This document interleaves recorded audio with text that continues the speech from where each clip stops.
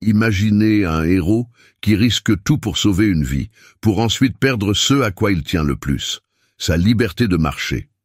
Daniel Romero, pompier dévoué, trouve dans l'incendie non seulement une tragédie, mais aussi un nouveau départ. Isabella Vega, une héritière millionnaire, est sauvée par lui, et sent qu'elle doit redonner d'une manière à laquelle le monde ne s'attendrait jamais. Et si le plus grand défi n'était pas la récupération physique, un ex-amour émerge pour gâcher le présent et le voyage émotionnel de Daniel et Isabella révèle que les plus grands incendies ne sont pas dans les flammes, mais en nous. Une fin surprenante qui redéfinit la force, l'amour et le courage. Ne clignez pas des yeux, cette histoire vous laissera une profonde impression. Les sirènes résonnaient dans la nuit, alors que Daniel Romero tenait fermement la radio de communication, sa voix ferme s'élevant au-dessus du chaos. « Équipe, nous avons des gens coincés au 3e étage, rapide et coordonné, allons-y !» a-t-il ordonné en sautant du camion et en enfilant le masque à oxygène. Les flammes ont englouti la façade de l'usine, illuminant le ciel de Venice Beach dans des tons orange et gris. Daniel est entré dans le bâtiment avec ses collègues, en évitant les poutres effondrées. La chaleur était insupportable et la fumée se répandait comme une épaisse couverture, rendant difficile la visibilité. Au milieu du bruit assourdissant, il entendit un cri. « Aide! Quelqu'un, s'il vous plaît !» La voix féminine tremblait, étouffée par les explosions. Daniel suivit le bruit, traversant des couloirs en feu jusqu'à atteindre le 3e étage. Là, il aperçut Isabella Vega, accroupie dans un coin, tenant un mouchoir devant son visage et essayant de respirer. « Je suis là !» il a crié. « Ne bouge pas, je vais te sortir d'ici !»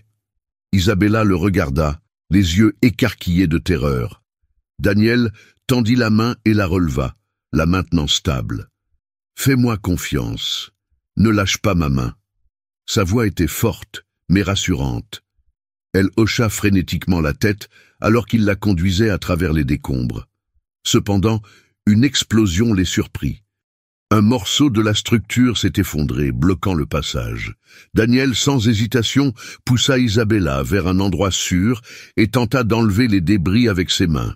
« Tout ira bien. Restez calme », a-t-il assuré en faisant signe à son équipe. Isabella toussa, son corps tremblant d'épuisement. « Pourquoi tu fais ça ? Tu ne me connais même pas. » Elle a demandé, sa voix faible. Répondit Daniel sans la regarder, se concentrant sur son travail. « Parce que c'est ce que je fais. Et je vais te sortir d'ici, quel qu'en soit le prix. » Avec l'aide de 2 pompiers, il parvient à ouvrir la voie et porte Isabella dans ses bras jusqu'à la sortie. Dès qu'ils atteignirent l'air libre, elle s'effondra au sol, respirant lourdement. Daniel la posa délicatement au sol à l'approche de l'équipe médicale, mais il n'a pas eu le temps de faire la fête. Alors qu'il tentait de battre en retraite, une poutre a cédé, le frappant dans le dos et le projetant au sol. La douleur explosa dans sa colonne vertébrale et tout devint noir. À l'hôpital, Daniel ouvrit lentement les yeux. Son corps était lourd, incapable de bouger comme avant. Le médecin entra dans la pièce, apportant une mauvaise nouvelle. « Daniel, nous avons fait ce que nous avons pu. La blessure à votre colonne vertébrale est grave. Nous aurons besoin de plus de tests, mais la mobilité de vos jambes a été compromise. » Il n'a pas répondu. Il se contenta de fixer le plafond, laissant la réalité le frapper comme une nouvelle vague de feu. Les paroles du médecin résonnaient dans son esprit, se mêlant aux souvenirs d'Isabella. Sauver une vie lui avait coûté la sienne. Daniel était dans la chambre d'hôpital, regardant par la fenêtre. Les voix dans le couloir étaient des murmures lointains, étouffés par sa propre frustration. Il sentit une boule dans sa gorge, la réalité encore trop lourde à digérer. La porte s'ouvrit lentement et Isabella entra avec un bouquet de fleurs à la main. Il la reconnut immédiatement.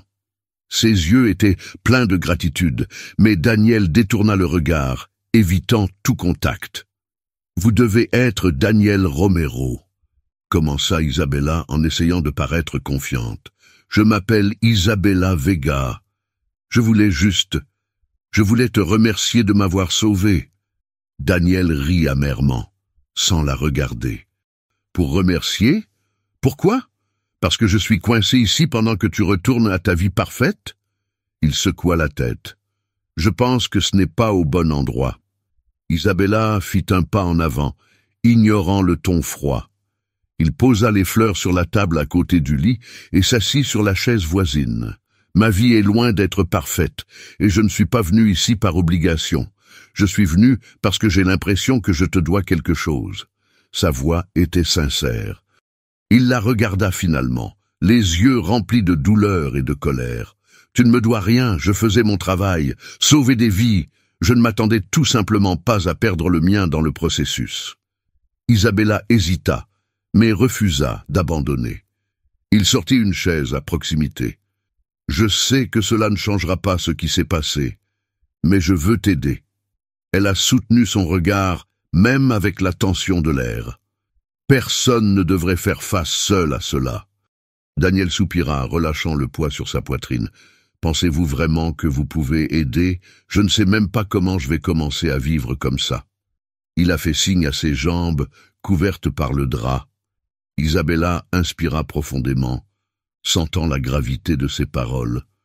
Peut-être que je ne sais pas comment t'aider pour le moment, mais je sais qu'abandonner n'est pas la bonne solution. Vous avez tout risqué pour me sauver la vie. Je te promets, Daniel, que je serai là pour toi quoi qu'il arrive. Il ne répondit pas immédiatement, mais quelque chose dans la fermeté de sa voix le toucha. Il est rare de trouver des gens qui parlent avec autant de détermination, surtout lorsqu'ils n'y sont pas obligés. Les promesses sont faciles à faire, difficiles de s'y conformer, murmura-t-il en la regardant avec scepticisme. Alors donnez-moi une chance de le prouver. Isabella sourit légèrement. Tu m'as sauvé la vie.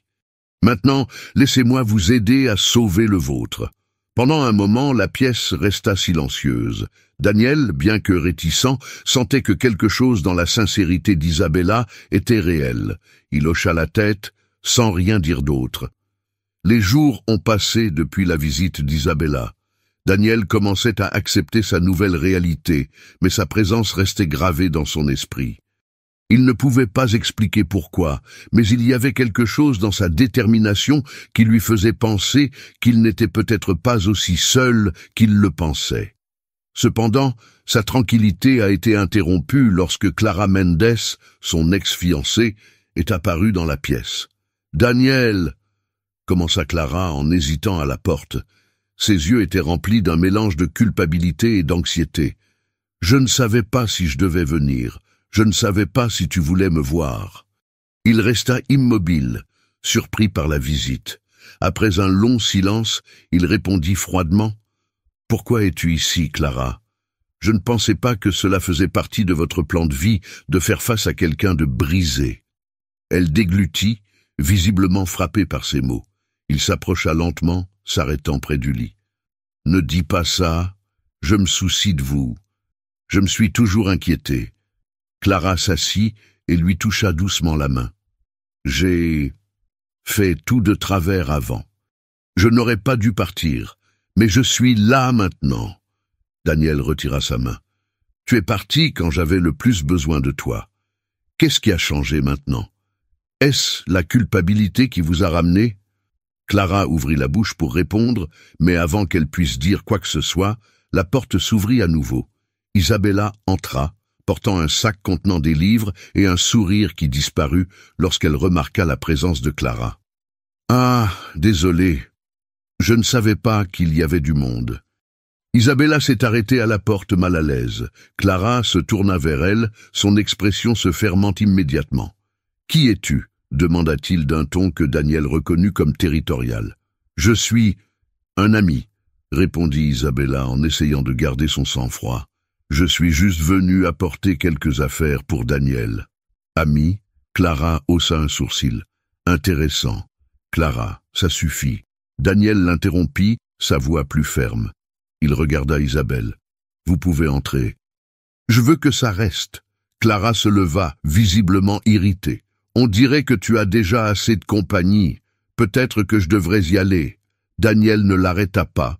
Il la regarda simplement partir en claquant la porte. Isabella s'approcha avec hésitation, posant les livres sur la table. « Désolée, je ne voulais pas te déranger, » dit-elle en baissant le regard.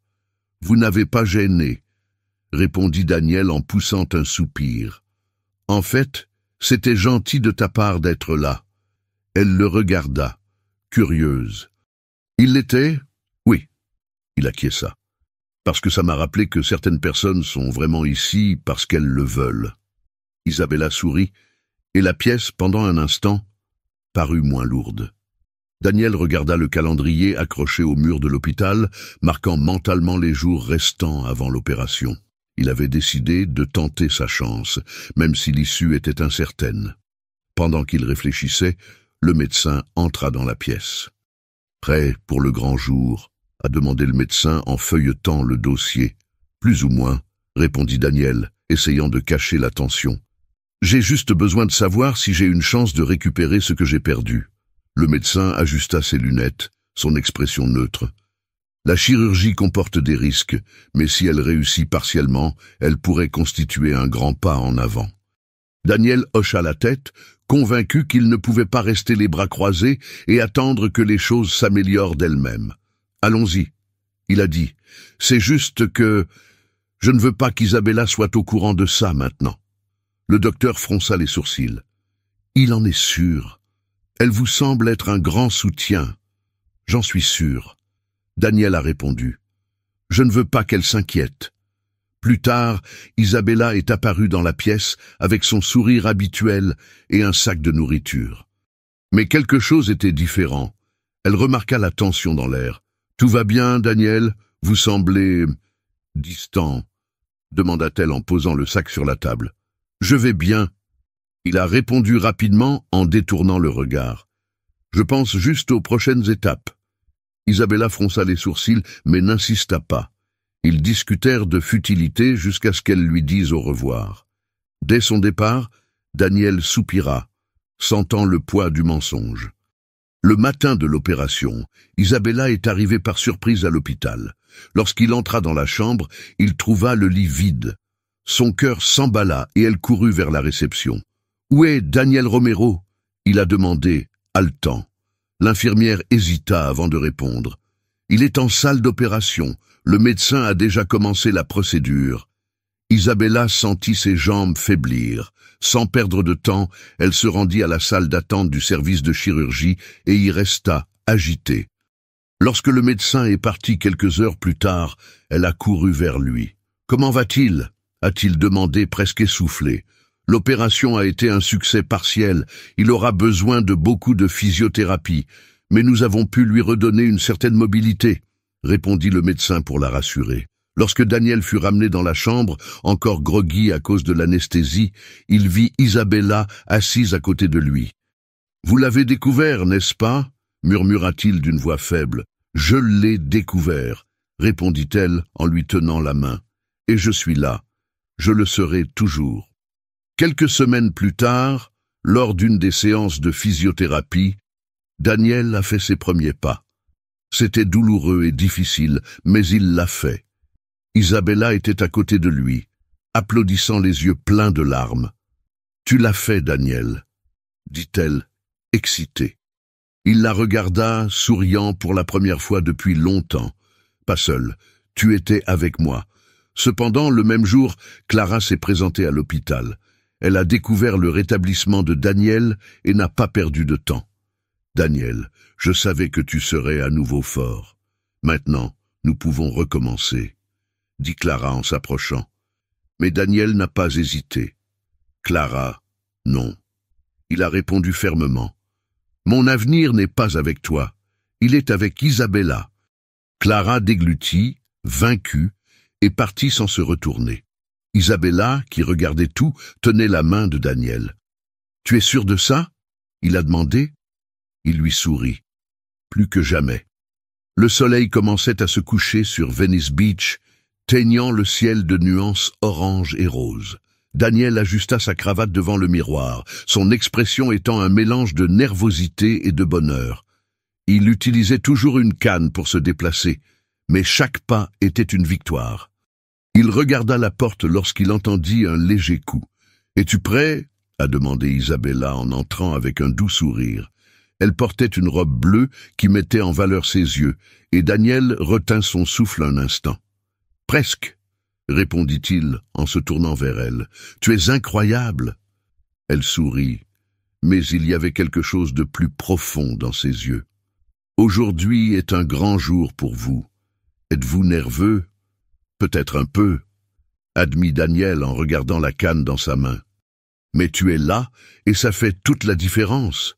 Ils se dirigèrent ensemble vers la salle où se déroulerait l'événement. Amis, famille et collègues pompiers étaient réunis pour célébrer le voyage de Daniel. Lorsqu'il entra, une salve d'applaudissements remplit la salle. Il fit une pause émue avant de prendre le micro. « Bonsoir à tous », commença-t-il d'une voix ferme mais pleine d'émotion. « Je tiens à remercier toutes les personnes ici présentes qui ont été à mes côtés ces derniers mois. Ce furent les moments les plus difficiles de ma vie, mais aussi les plus transformateurs. » Il regarda Isabella, qui était parmi la foule, et continua. « J'ai appris que la force ne vient pas seulement du corps. Cela vient de personnes qui croient en vous, même si ce n'est pas le cas. Et pour cela, je dois particulièrement remercier quelqu'un. » Daniel descendit de la petite scène et s'approcha d'Isabella. Il lui prit les mains et, s'agenouillant avec difficulté, sortit de sa poche une petite boîte. « Isabella Vega, tu es entrée dans ma vie alors que tout semblait perdu. Vous avez cru en moi, vous m'avez donné du courage et vous m'avez montré que l'amour est plus puissant que n'importe quel obstacle. » Il a ouvert la boîte, révélant une bague simple mais belle. « Accepterez-vous de passer le reste de votre vie avec moi ?» Isabella mit ses mains sur sa bouche, les larmes coulant sur son visage. La pièce entière devint silencieuse, alors qu'elle hochait la tête. « Oui, Daniel. C'est tout ce que je désire le plus. » Les applaudissements furent assourdissants, tandis que Daniel la soulevait pour la serrer dans ses bras. Au fond de la salle, les pompiers se regardent et se mettent à crier en chœur. « Discours! Discours !»